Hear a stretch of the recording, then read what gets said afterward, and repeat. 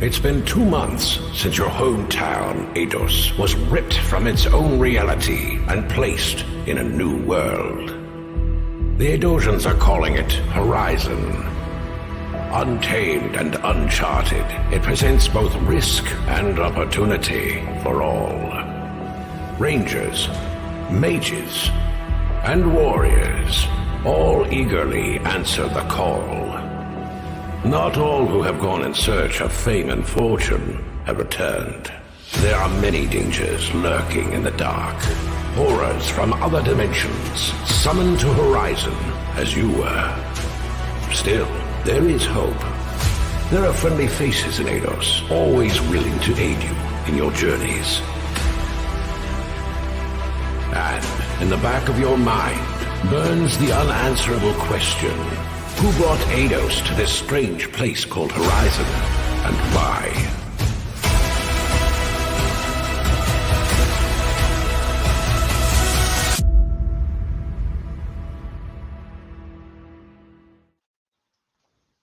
Hey everyone, welcome to our 8th town hall here. Glad that you could make it here with us.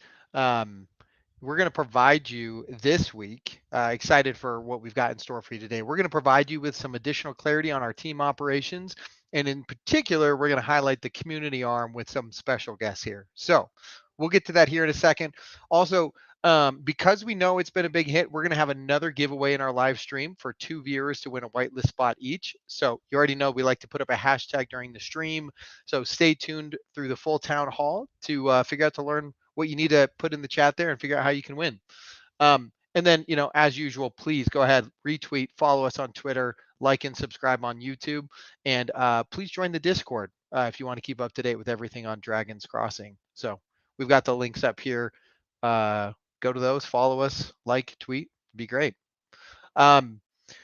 Also, we want to bring up the 2 active campaigns. Again, we've talked about these before, but we've got our invite and win contest, which every person that you invite to the Discord that stays through the time that we raffle earns you a ticket.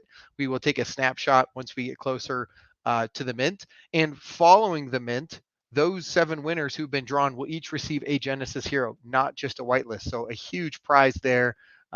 So start inviting people to the Discord. The other one we have is our bi-weekly trivia and win campaign to win whitelist spots. Last one was Monday, April 17th. I believe that means the next one is going to be May 1st. So participate there. And you can earn yourself a whitelist spot. So there's the details. So to jump into this here, I want to introduce the guests for our town hall today. Really excited to have our community team here. So we're going to have with us Crypto Grady and Doug Hype. So I think we're going to pull some of this up here. Here's Crypto Grady. He is part of our partnerships, part of our community arm. I got to say this about Grady. He is one of the most energetic, exciting people that you will meet. And one of the big reasons we brought him onto the team. And he's just done a phenomenal job really working and getting out there and getting the word out about Dragon's Crossing. So excited to have him here. We also have Doug Hype here as well, who is also just another phenomenal member of the team. I think you've all seen, or hopefully if you haven't, you should check it out. Check out his YouTube. He's got a great Dragon's Crossing promotional video that shows off his guitar hero or guitar skills, maybe Guitar Hero. I don't know. Leave it to you to judge whether they're real or not. So to introduce them, I also wanted to mention the rest of our community arm, right? We've got Chips and Salsa, as I said, Crypto Grady, Doug Hype, and Gatrino. Chips and Salsa and Gatrino functioning kind of as our community mods, community managers. One thing I wanted to make is a distinction here. So while they are, compensated, for their work that they're doing, they are members of our community arm and they're not part of the core team. So they're eligible to play Dragon's Crossing. And the reason for that is we're not going to give them access to any information that would give them a competitive edge over anyone else. So if Crypto Grady is telling you about X, Y, or Z feature or functionality or something like that, it's because he found out about the same time that you did. So we're making sure that they're not receiving any information that will give them an edge, but that allows them to play the game, really interact with the community, and get out there and promote Dragon's Crossing. And just a quick note here, they don't speak on behalf of the team. So while they've got lots of great content to share, if Crypto Grady says that I'm selling my house and giving it to whoever finishes first, that's not happening. So, all right. So without further ado, let's bring them on. And we also have Bloater Punch here as well. You will sell your house. I guess, Yeah, let's go. Yes. So what I just heard is if I say you're selling your house, it is happening. Wait, no, I don't know. That's Oh, right. geez. That's what we do Bloater here. has We don't to pay our tie rent. on whatever he says is official. There we go. We sell our kidneys. That's We right. get in there. We buy up some crypto, baby. That's what we're doing here. Mindlessly irresponsible with our money. Don't spend any money on your wife. You spend it on whatever crypto Grady says. That's exactly right. All right. Well, with that, welcome to the stream, guys. Glad to have you. Before we get into chatting with you, Grady and Doug, Bloater Punch had some really exciting. He's been out there in a lot of videos, and so I want to pass it over to him to talk about some of the things that he's been working on over the last week. Yes. So part of launching a successful project, which is complicated, is doing a ton of outreach and marketing. And we have people who are helping us with that. And you have two of those people here in community members, Grady and Doug. But part of my role is going on spaces or going on events and speaking on behalf of the project and trying to educate people about the project and bring people to the project. So with that said, recently, I don't know if some of you saw Brian D. Evans and Cryptos Are Us, aka Crypto George, had me on to evaluate Dragon's Crossing on a show called FOMO or Pass. And the point is I pitched them like on a Shark Tank, and then they decided if they would FOMO or pass on the project. So I wanted to show you a really quick clip from that big show I was on. Nice. So this is just to set the stage before we hit play. So that's Brian Evans. He has 1 million Twitter followers. Okay. And I was already off. So I already pitched and then I left the show. And then Brian and George, unbeknownst to me, like I'm already off. I found out when this went live. They're talking about whether they would FOMO or pass here. Would you FOMO into one of these NFT mints that's coming? I'd FOMO in. I'd buy one. And I think I don't always, when I think about these things, I don't just think about myself, because I'll think of like my collective affinity, for example. Would people in there buy it? Yeah, I think they would. I think you'd get some percentage of people buying it. So that leans me towards buying myself. So that's Brian Evans, 1 million followers on his show talking about our project, which is super exciting. And then keep in mind, I think the tweet he sent out, and I retweeted it, the project retweeted it, it got like 500,000 or 600,000 impressions. So a lot of traction for our project through that. And there you have him after hearing our pitch, being excited about it. So I did want to address that. Can I ask you a question first? Yeah, Bloater? please. What was that like? Like you kind of got put in the Shark Tank there and had a lot of hard questions. Like, yeah. Well, I mean, here's the cool part. The cool part, and again, it was hard. I'm not saying it was like a walk in the park, but the cool part is when we've done the due diligence that we've done, we've got the team members we've got. I mean, we've had hundreds of hours of conversations. So it's not like they asked me anything that we hadn't already discussed many, many, many times over the last 15 months. This isn't just some project we cooked up in the last week and then pitched, right? So that's part, that gives me confidence to go out and talk about the project. And anytime I'm like, throw me a curveball, please. Find the chink in our armor, because I want to address that. That's how we make a good project. So I'm never really uneasy about going on these types of show, but obviously the stakes were high. We really wanted the visibility and we wanted a FOMO, and we got it from Brian. So that was really exciting. That's awesome. And with that, I mean, just to clarify too, this was their first FOMO or pass show. We're the very first one. So curious to see how things pan out for other projects, but I think we had a really good, strong first showing there. So sorry, I cut you off. You wanted to get So let me just hit some really high level commentary and then I'll stop talking. Just some really high level points from the show. So if any of you watched it, George had some concerns about some of the ways we've structured like token vesting. So I wanted to address that. So one of them is on our tokenomics, the Ops wallet, which I think was a very large portion of tokens, was unlocked from day one. And so after that show, we had some discussions and we decided, hey, those very large tokens that were initially unlocked on day one, we'll vest those over the same period. So they will be bled into the project over a very slow period of time, very gradually. And that was in response to that. Crypto George called out that, hey, the team, meaning myself, Crypto Grady, well, as community members, but Crypto Grady and Doug are receiving tokens. Granite has tokens. Sandwich Punch has tokens. That's kind of our primary compensation. And those tokens vest after the first month. They vest over the next 11 months post-launch. And he criticized that, saying, hey, other projects do a year or two before they begin vesting. And so what I wish, or what I hope people see, is we're not the typical project. Our life cycle as a project, we've already been building for 16 months. Mm-hmm. So we're coming in a completely different context than the majority of other projects who launch a mint on like month 1 or month 2 of their life cycle. And then they might launch their project 2 years later and they're already vested. And so we're a little different. We're doing it in reference to the launch day, keeping in mind we're launching with a full product and keeping in mind we've already been in development for over a year. So I understand Crypto George's position, but I think based on the context of our project, I'm not sure it's as valid. And then lastly, one criticism or one request we've gotten multiple times is, hey, we want to see more gameplay.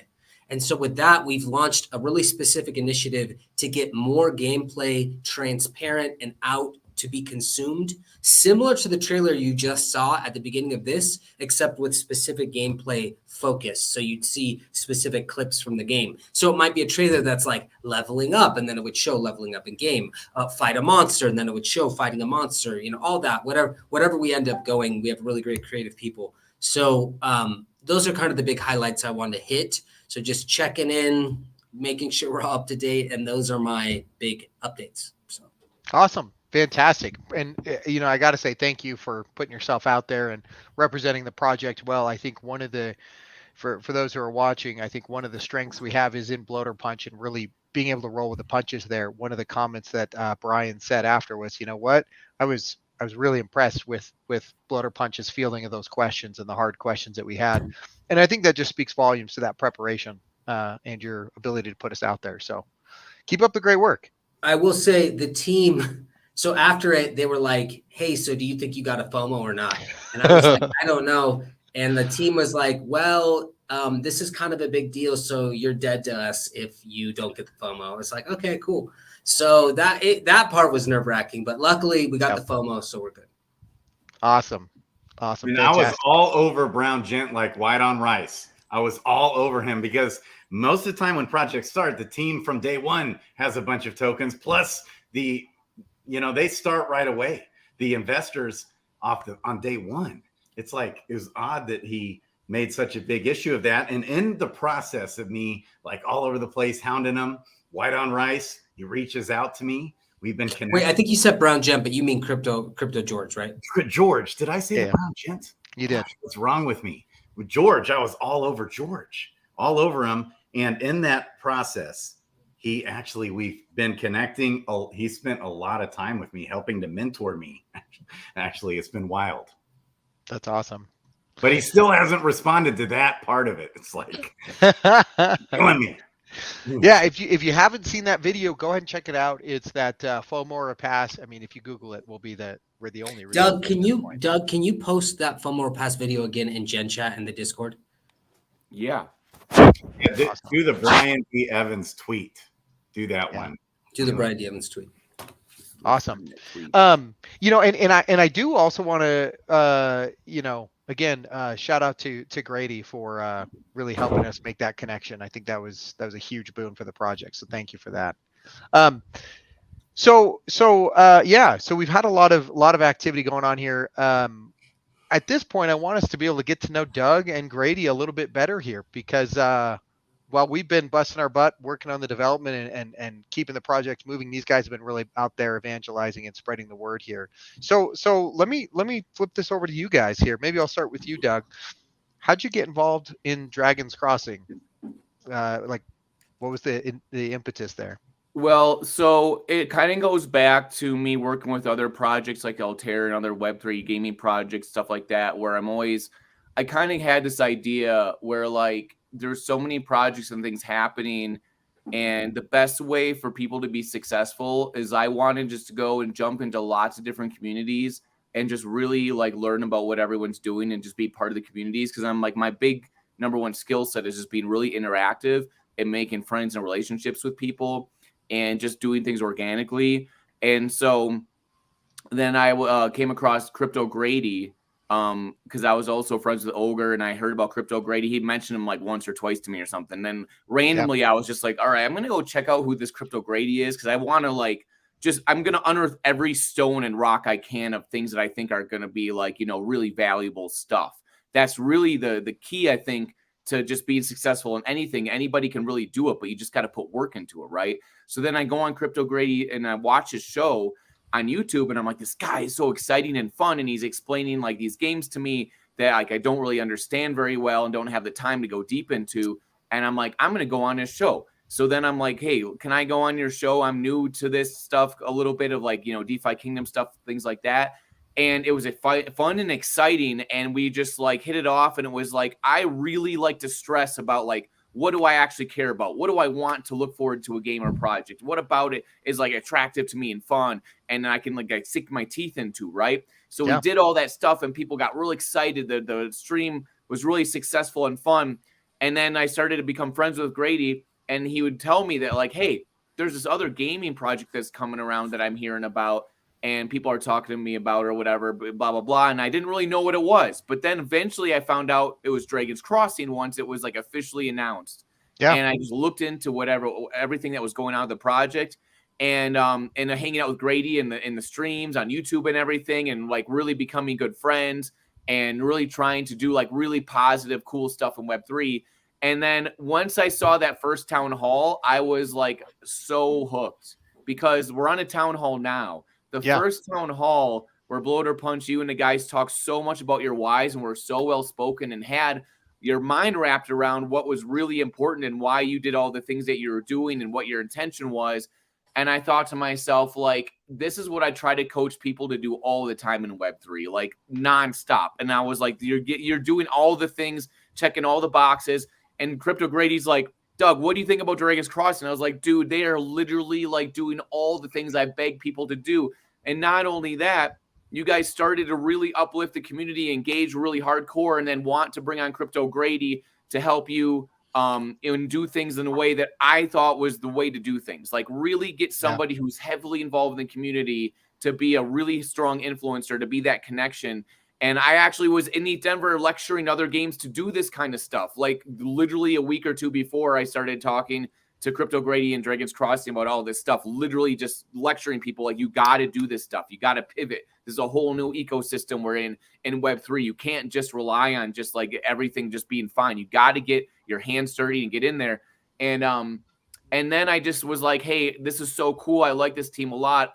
And also I found out that Flu was like one of the sages and I'm a big time buddy with Flu. He's like my OG dude in Web3 and we're really good buddies. And I was just like, whoa, bro. I'm like, okay. When I found all this stuff out, immediately I started thinking I'm going to help you guys connect to stuff in Web3 just because I thought you guys were cool. And then when I started doing that, then Bloater Punch was like, hey, we are thinking about bringing you in on the team. And it's a really great story of like that message where people say like always dress for and do the job that you want, not the job that you're doing now, right? Like on my head, I'm like, this is who I am and what I'm about. And wanting to really help people that I believe in the space. And the next thing you know, like I'm literally on the team with Crypto Grady and we're just going at full speed, like 100 miles an hour. Every night or every day, me and Crypto Grady are texting and calling the phone, like, what's exciting and cool of this about you? We're so passionate and authentic and real about how we are and what we care about that it's like we can't help ourselves, right? Like I made that the backdrop here, that video I made of Dragon's Crossing. I was just like, I gotta make a video. I gotta show people the passion and fun and excitement of Web3 gaming and the team and everything that I believe in. So here it is. We got to see the video. We got the video queued up. Yes, let's do it. There it is. The guitar is so authentic. The playing is just so good. I love this video so much. It was like I got struck down from like heaven or something, and I just knew what to do. Welcome to Dragon's Crossing, a fully complete roguelike RPG brought to you by Team Punch. Punch. With amazing graphics. Look at that thirst trap. Thirst trap. Immersive environments with booming voiceovers and cinematic soundtracks. You realize dare I'm making this face up as a I go half the chunker. time. If you die, you lose all of your items, baby. But did you know Dragon's Crossing is a cutting-edge, sustainable Web3 game built on long-term tokenomics, baby? Dragon's Crossing. Will you survive? Dragon's Crossing.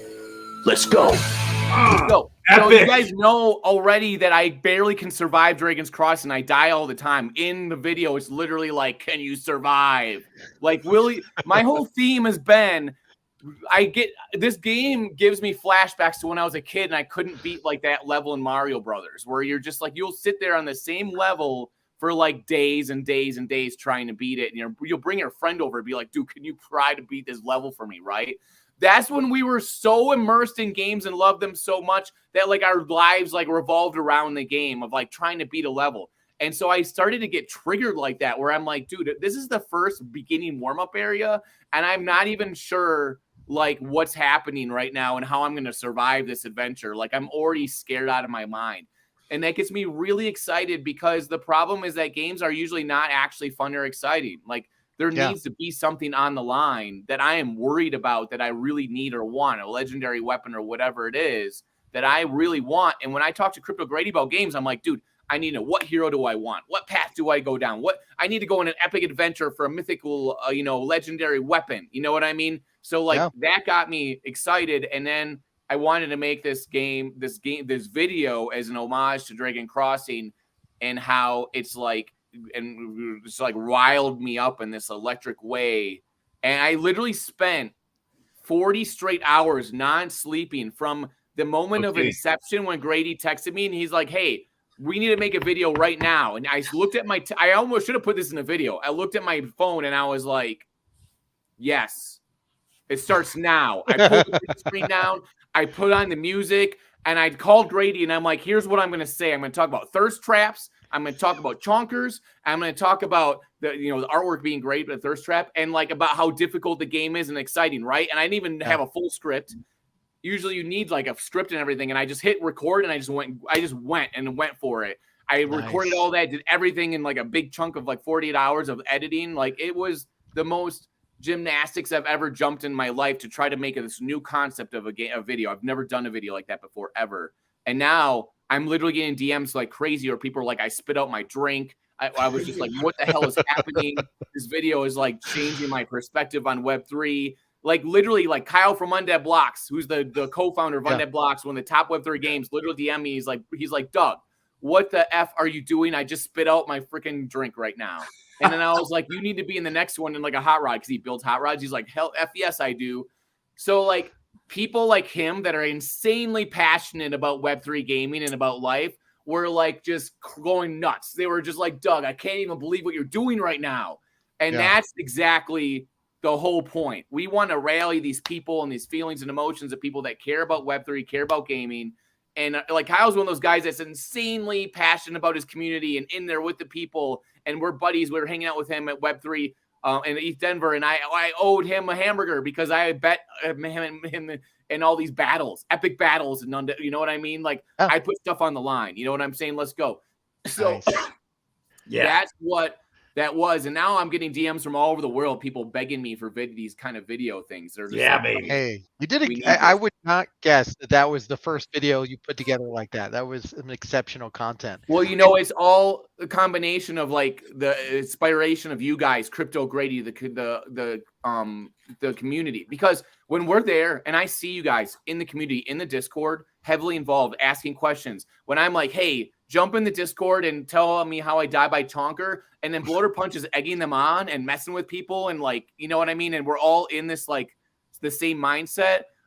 I'm ready to kick down a door. You know what I'm It's saying? fair. And what happens is people go from being parts of community members to being evangelists and being really into the project and the people that are here. And that's what we're doing. Me and Crypto Grady, we're like a fucking evangelists, okay? Like we just get in there and people start railing around us because we see that like we're so passionate.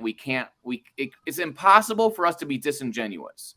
You know, I'm on a epic mission against the disingenuous weirdness in Web3 and Twitter to actually come back to be part of stuff where people believe in people, teams, what's going on. And that's really what this is about. Like, you can't FUD my videos. I'm sorry, but like you can like argue about technical things or about tokenomics or these little issues, but can you argue against me being just super jacked up about fighting dragons? No, you can't.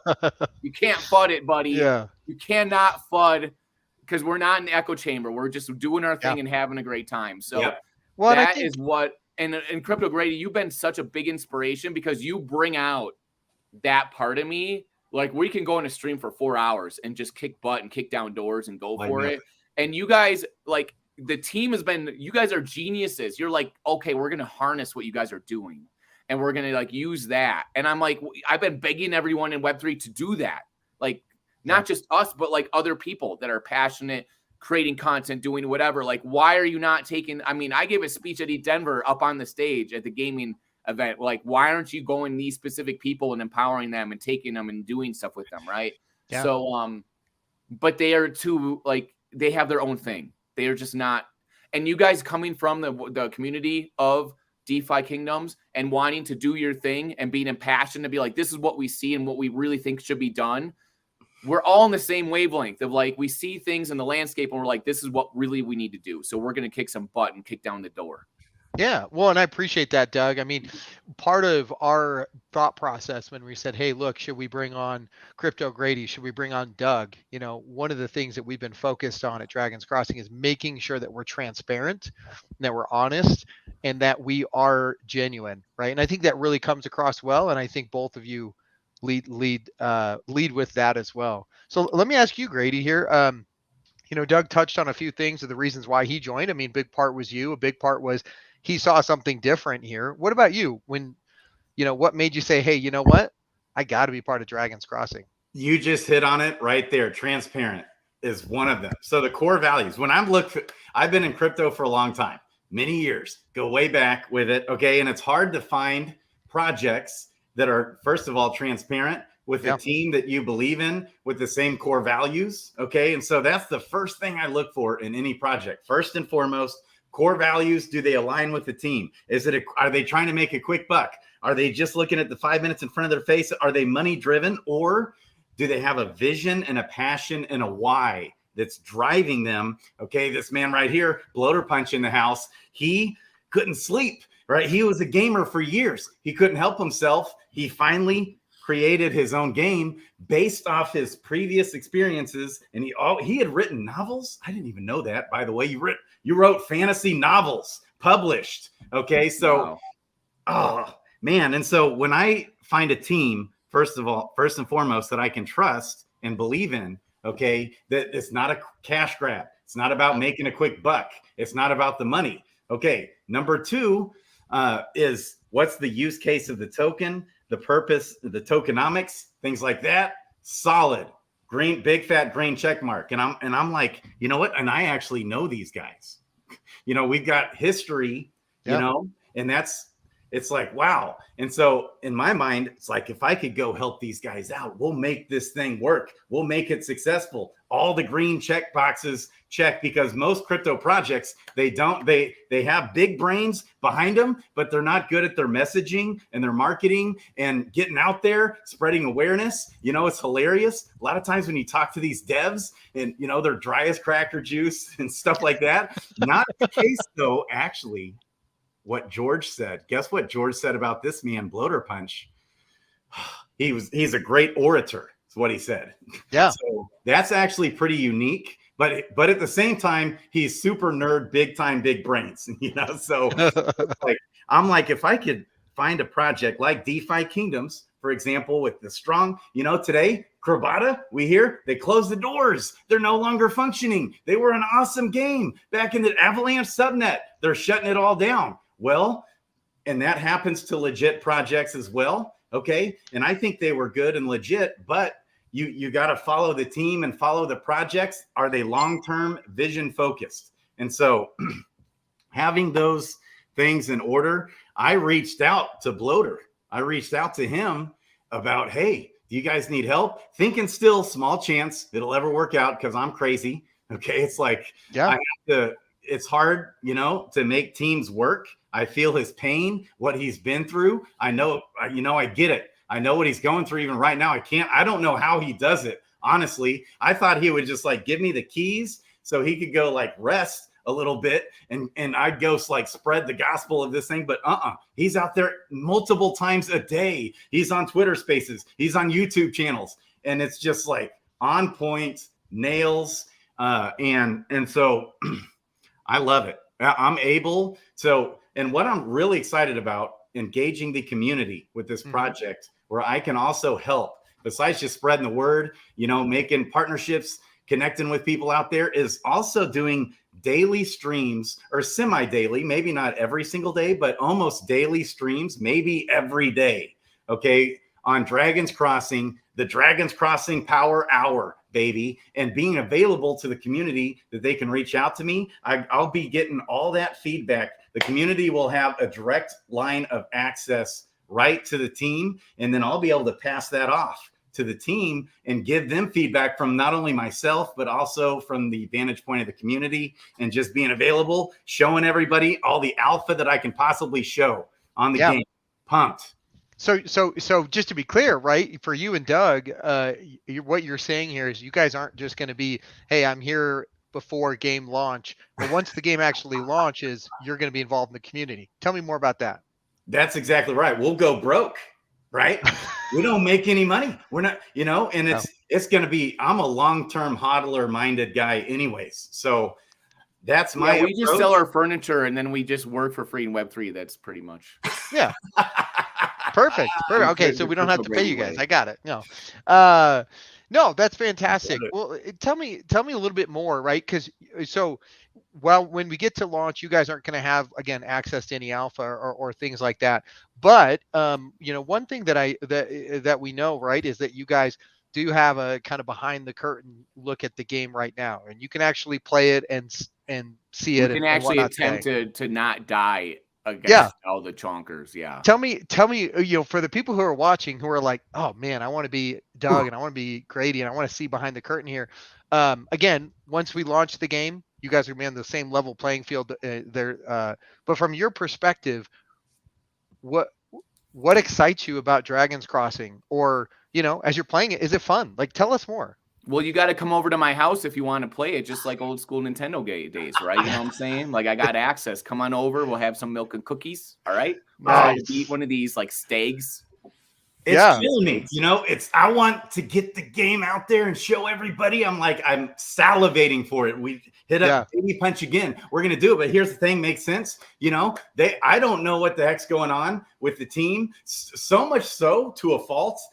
Bloater Punch will tell you, I almost thought they didn't want me on the team. They never talked to me. I never know what's going on. There's no communication.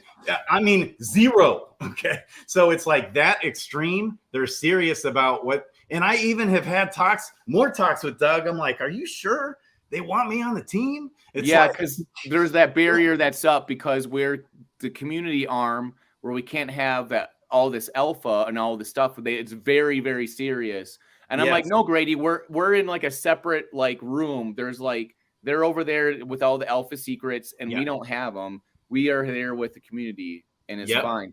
And we talk a lot with the team on every day. We're talking about just the stuff we're doing here and the community stuff. Yeah. Spreading the word and this and that, what we're doing. But it almost feels like I'm not a part of the team, honestly. Yeah. So that's how extreme that is.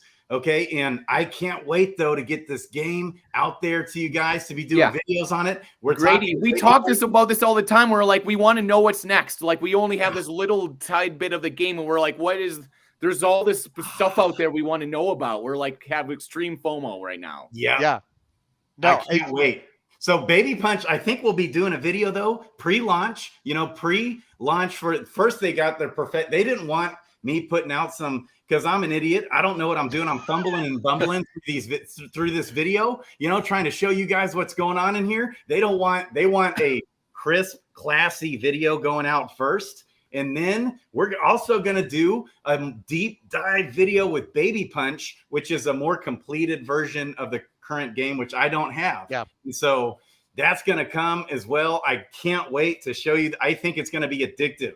This game's going to be addictive, you guys. It's going to be awesome and fun. I cannot wait to be getting it out. It is kind of like there's no game like this around, right? Where it's like the roguelike, D&D, some Diablo stuff. And then I'm just thinking about all these areas and the experiences, the voiceover soundtracks, all that stuff of like, what am I going to face next? And I've already had the fear struck into my heart by a freaking stag and like, or like a troll. And I roll up and I'm like, I'm a big ass, badass ranger. I'm a thirst trap. Watch out, you mofos out here. Next thing you know, a stag is just like dodging all my attacks, like dodging everything and just sticking me with its horns. And I'm dead. And I'm like, I'm supposed to be good at gaming. I'm supposed to be like a Game 3 gaming dude. I've been playing games for multiple decades. And I'm texting Grady. I'm like, I'm good at games. I promise. Like I'm getting killed by these stags. And I'm like, what do? I need to figure out this game. And the thing is like, it's just a practice area, but it's like the game. We're so excited to know what's happening next and all the other areas coming out. So we don't know all this alpha of like what's next and all these different things, but I'm so intrigued about the storytelling and all the things that are the mystical creatures and monsters and wizards that are going to show up. Yeah. The lore, baby. That was going to be what I was going to ask you too, is what you're looking forward to. And it sounds like getting your hands on the full game. And, Bloater Punch, maybe you can chime in on that sort of from the perspective of the full game being baked today.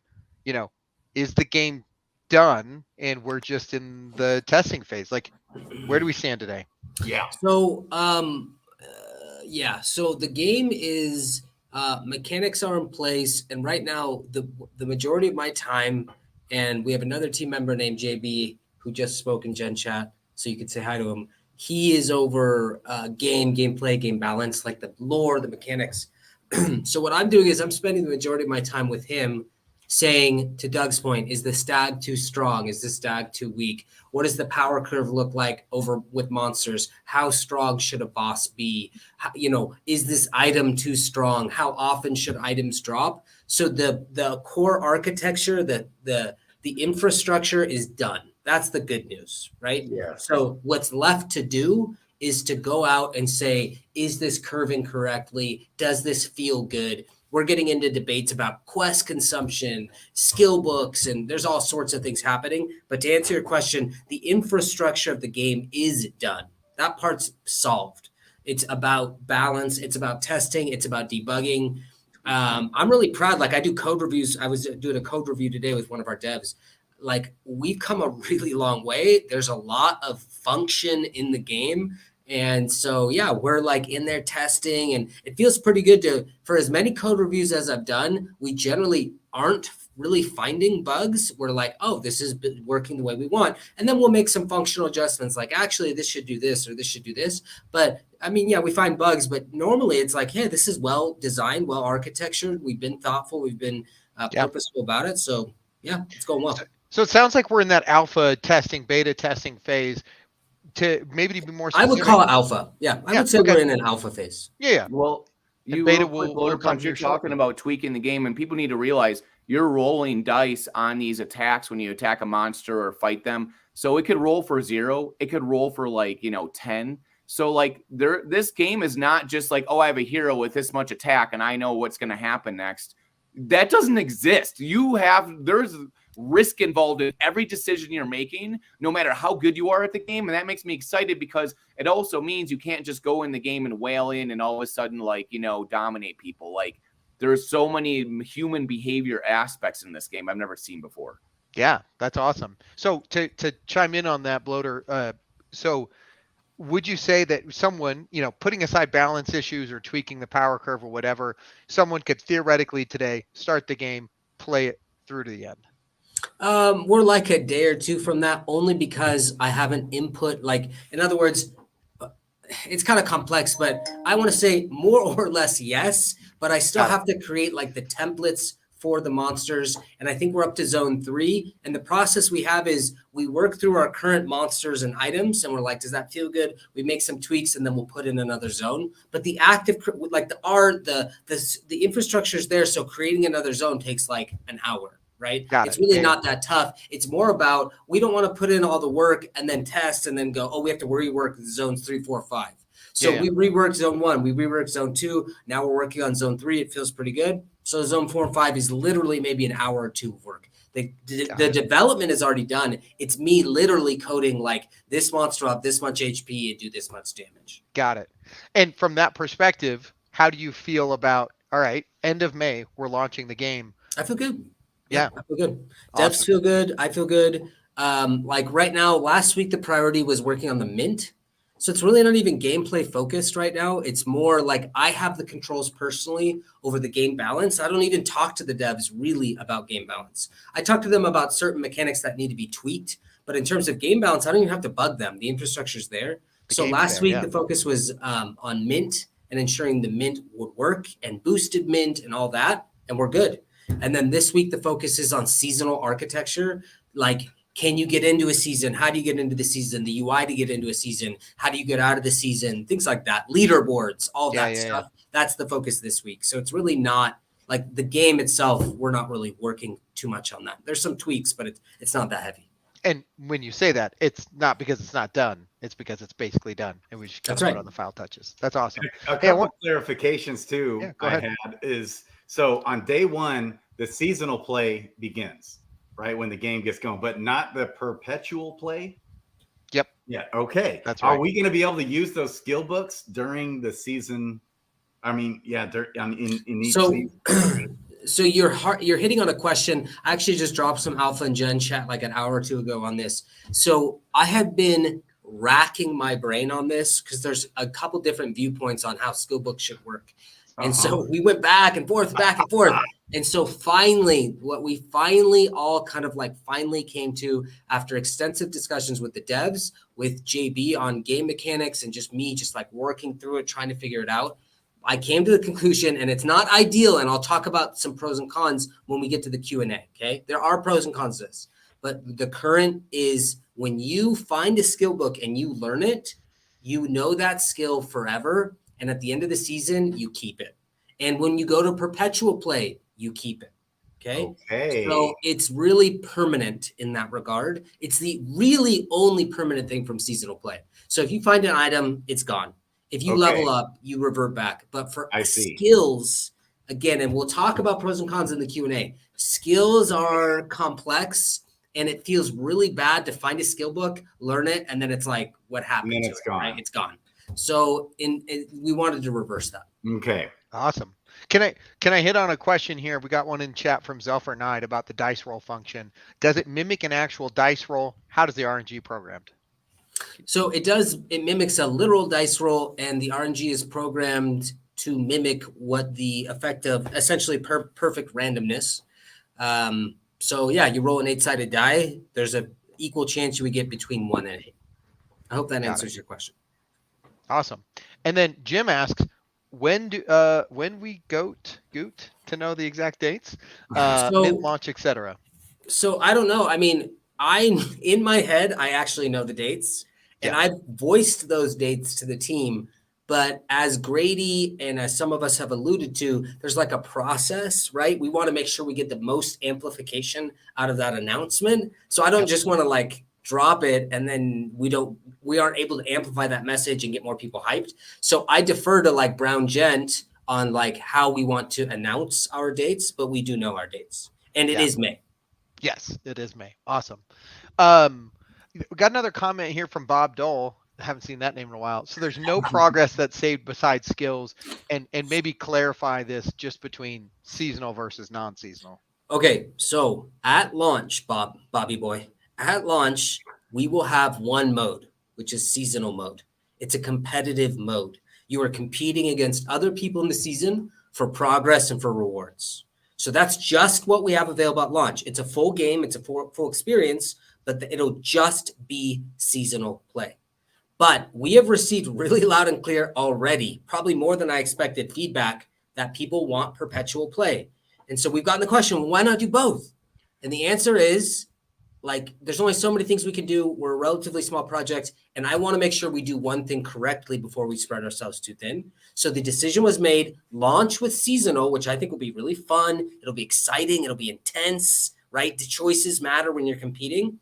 And then again, what you should feel good about from a community perspective is the architecture, the game design is already there for perpetual. We just need to make some tweaks and massage it into a place where it would work for perpetual. There will be different nuances.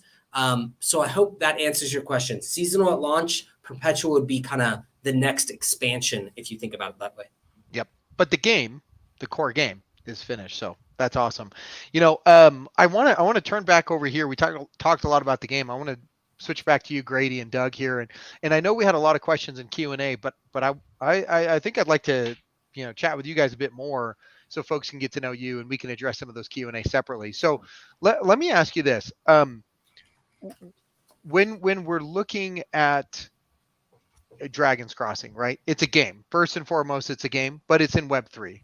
So from your perspective, and you've touched on this a little bit, but what do you feel like is the thing that's going to determine success for Dragon's Crossing? Like, what is the thing you're like, hey, look, if Bloater Punch and team can do this thing, they're going to knock it out of the park. What do you think, Grady? The game being fun and addictive, and then also good, strong, long-term, sustainable tokenomics and assets in the game. Okay, and that's his whole mantra. Yeah, I was all over George on that one too. He literally used the word sustainable. I'm like, what? But when George, kind of was knocking it, and I'm like, no, this is the definition of sustainable. I think he's going to set the groundwork for NFT gaming and crypto Web3 gaming for long-term sustainable gameplay. Yeah, awesome. What do you think, Doug? I'm number one above all. The thing I care about in life is fun. I mean, if you can't tell, like, I literally surround myself with myself, my fur coat, my things. And this is the thing, like, when I first talked about Grady, because we'll talk behind the scenes about stuff, how we really feel about stuff. And I'm like, I am really critical of people and things with Grady. I'm like, I'll tell him, yes, no, I'm not into this at all. Like, there's certain things in Web3 I'm crazy critical of, right? And I told Grady, I'm like, man, Bloater Punch and the team, your focus is like you grew up playing Dungeons and Dragons and doing this stuff. You love and care about it so much and you're so invested in it. And you triggered another thing in me. My start to my whole career in college was Chad Vader, the YouTube show that I created with my friends who are all Dungeons and Dragon nerds, but they're all improv actors too. And they were so creative and intelligent and bright people and fun to be around because they'd spent their whole life being creative in Dungeons and Dragons and all this stuff. They everything they did, they just dove into creative wise. And now they work for like the Tonight Show and LucasArts and stuff. Like, it's amazing what that groundwork that they had turned into in their lives because they're outgoing and used it. And to see also Bloater and the whole team, your dedication to really caring about the vital things that I think are important about Web3 of like the community and integrity and stuff and how you speak on it. And it resonates from who you are as a person. You can't really hide those things. So for me, though, right away, the first town hall, I was like, because I'd only known about the project from just seeing the artwork up until that point. And I was like, yeah, artwork's cool. Then I saw the town hall and I was like, Grady, I'm like, you have no idea how excited I am right now. Like, oh my God. And Grady was like, really? He's like, you're that excited? He's like, yeah, how? And I'm like, and I was just like, because of what we're doing right now, you have to understand, I've been in Web3 for a year, and I've been parts of many NFT projects, many of them. People hire me at times, or I'm just part of them naturally.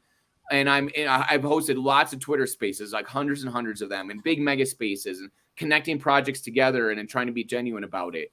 And there's certain people that I just gravitate towards because it doesn't matter how big you are as a project or how really like book smart you are or whatever. You've got to understand people and the important things about running a business. And like, that's part of the reason I'm like super on board with Crypto Grady and everything Grady does, because and then if you talk to Grady in his background, he's crazy successful at so many things. And it's not surprising, right? Because of the dedication and passion. So Yeah. those elements of the game make me really believe in it, that no matter what's happening, the team's going to work really hard at making the game fun. But at the same time, I really want the game to be insanely fun.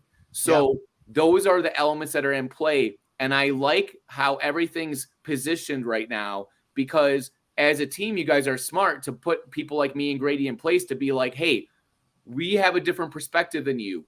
You might think the game's fun on your end. You might think it's the funnest thing ever, but we're going to have a different perspective. And we're going to also have the perspective of the community, which is insanely valuable, because you can't have that perspective yourself being a founder. Like, you just can't. Yeah. Everybody has a different perspective, right?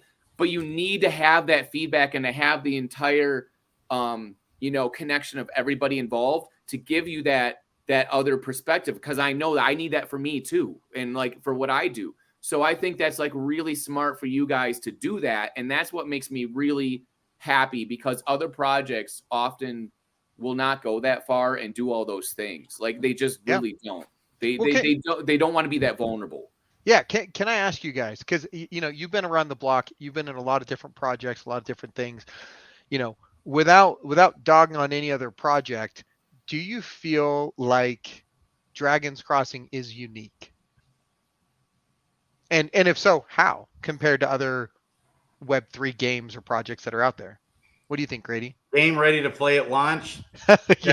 Anybody else do that? No, I mean, there might be something out there. There's more games popping up. I don't know, but I haven't ever seen it. Okay. Sustainable long-term tokenomics, transparent team. You just don't see this stuff out there. And I think the fact that it's an interesting dynamic here with Bloater Punch being so inundated with DeFi Kingdoms and a lot of different games in the space, but also, he's written books on this. He's written books. He's been there, done that. And it's just like a perfect combo for a long-term winner. It's hard to find those projects that'll win in the long term. And that's what you want to get into. Awesome. It's What do you think, important Doug? to talk about specifics like that and say, hey, I believe in these technical things that are happening. Those are good indications, are green flags, right? But the other day we were on a space and Flu said, like, look, he's like, this is the thing you have to understand in business and Web3. You're investing in people. You're not investing in a project, because a project or a business or a game can always adjust. You can always be like, hey, there's these 3 things about the game we need to adjust. If the team either can't or won't do it, then you're in trouble. If the team is dedicated to really making it good and has a great big experience and really are passionate about what they do, then they have the ability, skill, and want to do it, they can make those adjustments, right? So, and Gary Vee said it the other day too. People always ask him, how do you know if something is a good project in NFT land? He's like, there's no way, it's too early. You can only know about the people involved. Are they doing the right things? Are they making the right decisions? Are they bringing in the right people? All that kind of stuff, right? Yeah. So when you hear that same theme happen from people you respect, and that's like the common main thing that they talk about, you know that it's probably true. It's got to be something you have to really think about. Yeah. And that's why, for me, I talk about my feelings a lot, because again, the whole system, the team, the game makes me feel about like when I was a kid.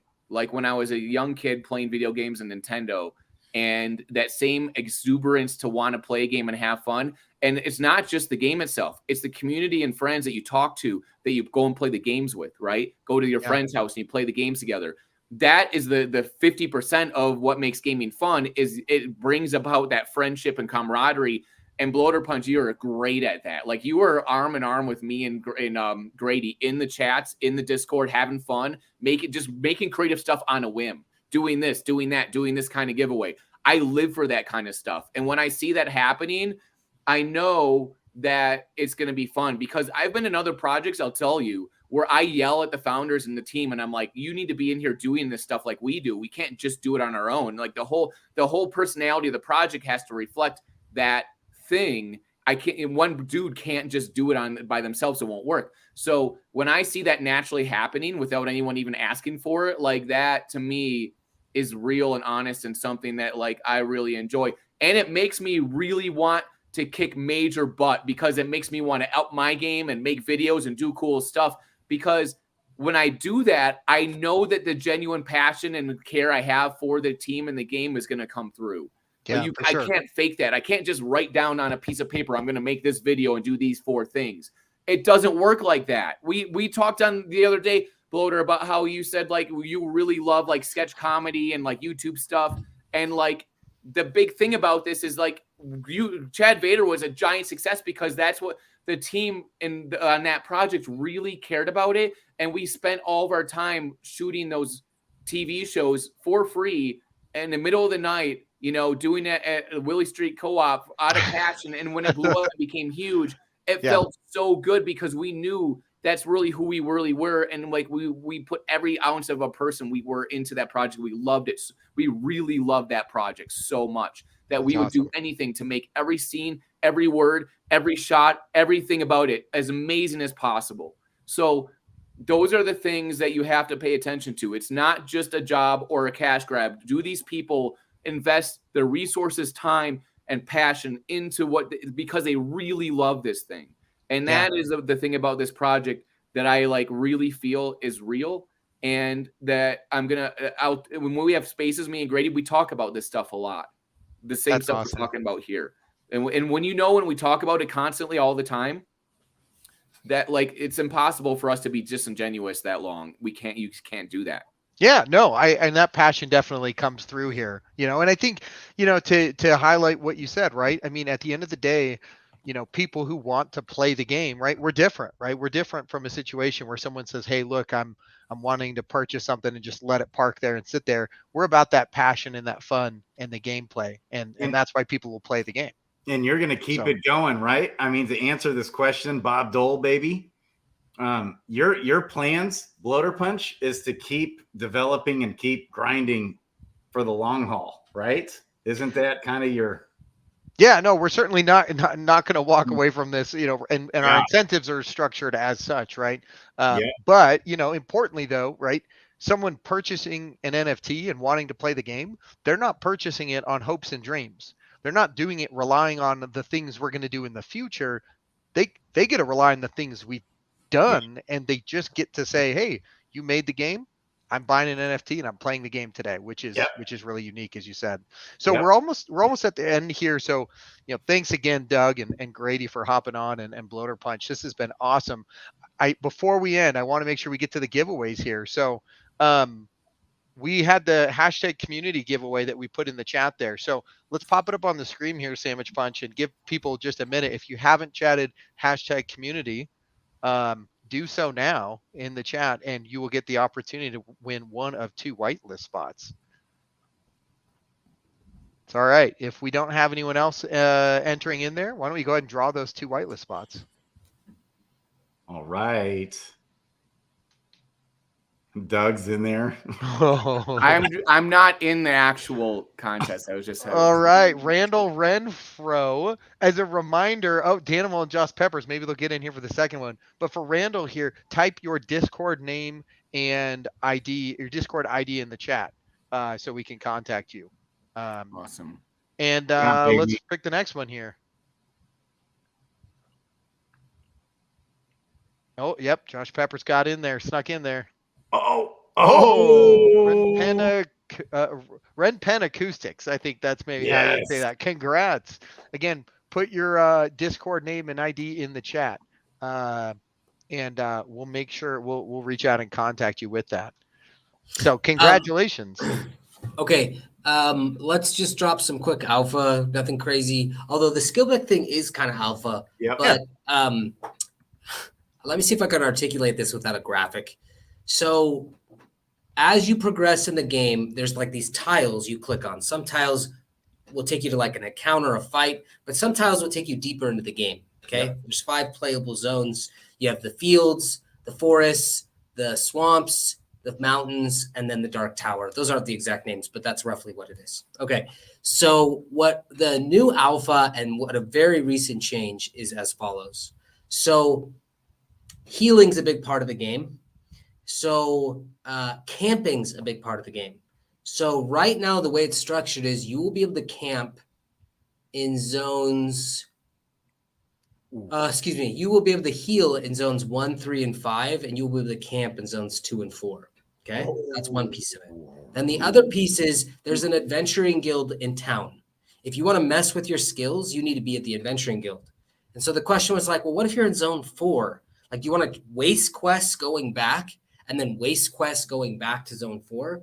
And so that's why we put the healer in 1, 3, and 5, and the camp in 2 and 4, and then the adventuring guild has a remote office in zone 3. So you'll never be that far away, but you'll still have to make choices about, like, is it worth going back to the adventure guild in zone 3? I'm in zone 5. Like, there'll still be choices. And again, that's what we always want to pursue is, like, who's making the best choices about how to use their resources, which are super limited. Awesome. That's exciting. And I got to say, you know, I have played the game, Bloater Punch. I've got access, and you know, something that really hits real nice is when you've progressed far enough where you unlock the next zone. I was like, oh, that felt really good. I really enjoyed that. So dopamine hit, baby. Yeah, I feel like it's gonna hit right when people are playing the game. And to Doug's and Grady's point about the game being fun, I think you'll really get to see. You gotta trigger those emotions and chemicals in your brain. I know I play games all day, and I only play games that trigger me, where I'm like, oh my god, I just unlocked that thing. You know what I mean? Otherwise, it'll feel good. It'll feel good. Okay, let me ask one more question. Is there anyone in Gen Chat and Discord or in the YouTube chat who doesn't have a whitelist code currently? Because I want to do one whitelist giveaway on trivia, which is kind of our hallmark. But if there's no one without a whitelist, I don't want to do it. I want to see a green name in Gen Chat, Discord, or someone here who doesn't have a whitelist. I'll save this trivia. It's a really good trivia. I'll save it for later. I love it. Don't make me do it. It's that Enigma might not have one. They have a green name. They said they're listening to AMA. Yeah. It doesn't get old, Zelf. It really doesn't. All right, here's the trivia. We've got some people without. Here's Kong the trivia. says he doesn't, allegedly. Okay, W in Gen Chat and Discord says he doesn't. All right, here's the trivia. This is hard, though. You got to work for this, okay? And by the way, if you respond with your Discord ID, you got to respond with your Discord ID. So type your Discord ID in so that you can just respond. And it's a twofold, okay? I'm a Lord of the Rings fan, so this is Lord of the Rings themed. Ooh. Okay, the question is this. What is Gandalf's horse's name? And what is a quote Gandalf gives in the movies in reference to his horse? Ooh. Easy. That's a big one. Easy. Is that easy? Well, and it would be like, ding. Dude, I gotta come in for this. This was easy, and I don't even like Lord of the Rings. Wait, wait, was the quote easy too? Okay. Sandwich punch, you're fired. Kick him out. You're gone. We don't blaspheme. Just slowly walk away. Let's see. Maybe. I mean, let me Google this. But are you saying the quote was easy? Yeah. I think I got it. I forgot it. I used to know these. You guys, things. here's some alpha. My next video, W got it. That's W. He's gonna Hold up. First of all, I want to hear what Doug had to say. Second of all, let's make sure we get this right, because we kind of have a history of like crapping the bed on. Yeah, W already responded in Discord chat. Oh, we did it in Discord chat? Yep, I've got my eye there. So he got it. Yeah. By the way, he's kind of wrong. I think it's show me the meaning of speed. No, Isn't it? Nope, show us the meaning of haste. Show us the meaning of haste. He Googled that then. No one would have known that. No way.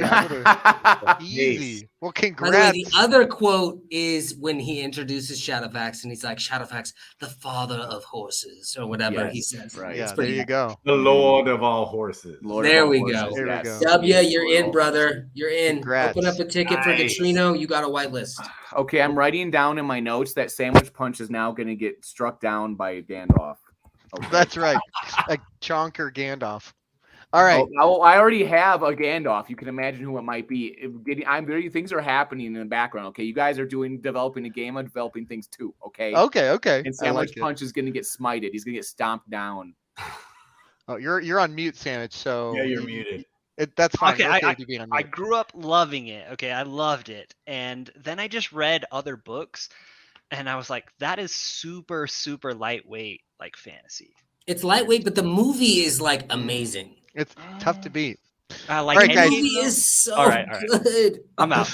Oh my gosh. Well, all That right, must all be right. Out of That's here. that He's the biggest nerd here. He says the books were not heavy enough for me. Like, what are you reading, bro? Dude, he's reading like romance novels, right? Yeah, he's exactly. reading like romance novels with like the big like Yeah, the models big on buff front, dude and the yeah. pulsating member, all that jazz. Yeah, Jeez, all right. Is that going to be one of the featured bad guys? Pulsating member. Yeah, Anyway, yeah. No, that's yeah. his On special that attack, note, pulsating on member. that- Can we have a Fabio dude? And There it's we called go. Sandwich Punch. there you go. All right, guys. I know we're 5 minutes over here. Any parting words, Bloater Punch? Keep wanna it make secret, sure- keep it safe. Go. All right, guys. Thank you for joining our town hall again. You know, we'll have these recordings up on our YouTube. Make sure to like, retweet this content, and if nothing else, we will see you next week.